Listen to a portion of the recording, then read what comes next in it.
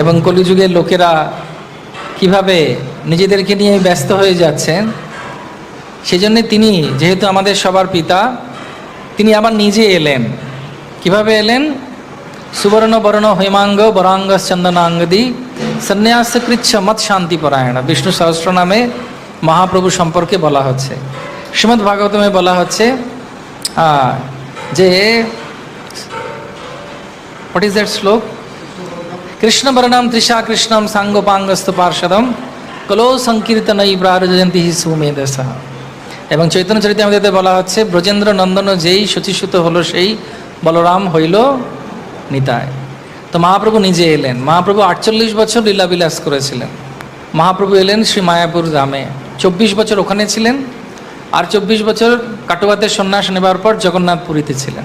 এবং কলিযুগের লোকেরা কিভাবে নিজেদেরকে নিয়ে ব্যস্ত হয়ে যাচ্ছেন, সেজন্য তিনি যেহেতু আমাদের সবার পিতা, তিনি আবার নিজে এলেন।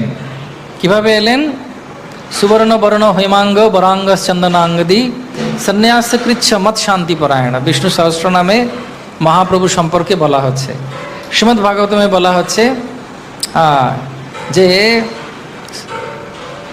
হোয়াট ইজ দ্যাট শ্লোক? কৃষ্ণ বর্ণম তৃষা কৃষ্ণম সাঙ্গোপাঙ্গস্তু পার্ষদম কলো সংকীর্তনই প্রারজয়ন্তী সুমেধসঃ। এবং চৈতন্য চরিতামৃতে বলা হচ্ছে, ব্রজেন্দ্র নন্দন যেই শচীসুত হলো সেই বলরাম হইল নিতায়।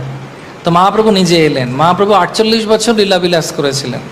মহাপ্রভু এলেন শ্রী মায়াপুর ধামে, 24 বছর ওখানে ছিলেন, আর 24 বছর কাটুয়াতের সন্ন্যাস নেবার পর জগন্নাথ পুরীতে ছিলেন।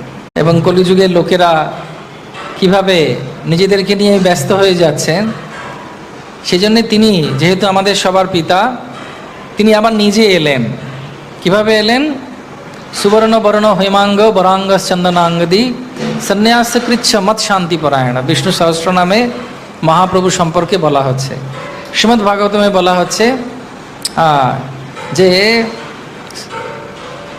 হোয়াট ইজ দ্যাট শ্লোক? কৃষ্ণ বর্ণম তৃষা কৃষ্ণম সাঙ্গোপাঙ্গস্তু পার্ষদম কলো সংকীর্তনই প্রারজয়ন্তী সুমেধসঃ। এবং চৈতন্য চরিতামৃতে বলা হচ্ছে, ব্রজেন্দ্র নন্দন যেই শচীসুত হলো সেই বলরাম হইল নিতায়। তো মহাপ্রভু নিজে এলেন। মহাপ্রভু 48 বছর লীলাবিলাস করেছিলেন।